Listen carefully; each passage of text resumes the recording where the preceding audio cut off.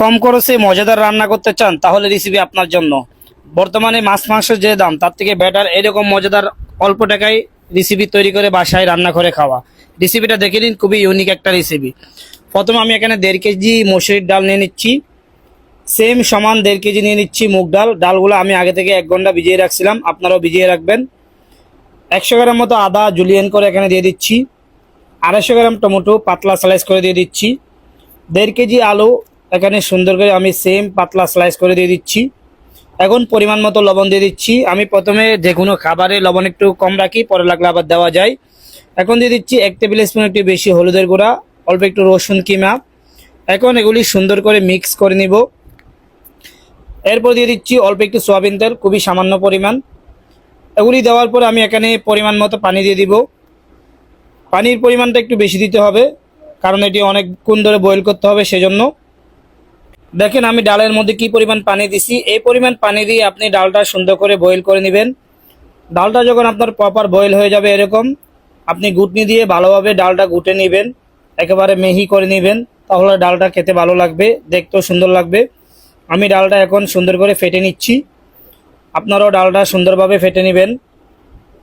ফেটে নেওয়ার পরে ডালটা আরেকটু সুন্দর করে আপনারা বয়েল করে নেবেন 4 থেকে 5 মিনিট। 5 মিনিট পরে আমি এখানে ডালের জন্য একটা সিক্রেট বাগার তৈরি করব। তার জন্য এখানে 1/2 কেজি পরিমাণ সয়াবিন তেল দিয়ে দিচ্ছি। শুকনো আস্ত মরিচ দিয়ে দিচ্ছি। আস্ত জিরা 2 টেবিল স্পুন মতো। কয়টা কাঁচামরিচ পাতলা স্লাইস করে দিয়ে দিচ্ছি। এখন এগুলি সুন্দর করে ফ্রাই করে নিচ্ছি। মরিচটা যখন আপনার প্রপার এখানে মচমচা হয়ে যাবে, এখন আমি দিয়ে দিচ্ছি 250 গ্রাম রসুন, 250 গ্রাম পেঁয়াজ পাতলা স্লাইস করে। আমি দেশি পেঁয়াজ ইউজ করছি এখানে।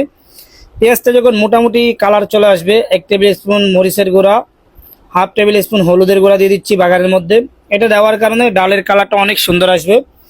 এখন আমি এখানে বয়েল করা ডিম দিয়ে দিচ্ছি 40টা মতো। এগুলি দিয়ে সুন্দর করে ডিমটা এবং বাগারটা এখানে সুন্দর করে ফ্রাই করে নিতে হবে। ডিমটা আপনি তেলের মধ্যে সুন্দর করে ভেজে নেবেন। ভাই বিশ্বাস করেন, এভাবে একবার রান্না করে দেখুন, আপনার মাছ মাংস কোনো কিছু লাগবে না। এই ডাল দিয়ে আপনি পেট ভরে ভাত খেতে পারবেন। এখন আমার ডিমের কালারটা চলে আসছে, আমি বাগারটা দিয়ে দিচ্ছি একসাথে। বাগারটা দেওয়ার পরে একটু নাড়াচাড়া করে নিচ্ছি, যেন ডালের সাথে ভালো মতো মিক্স হয়ে যায়।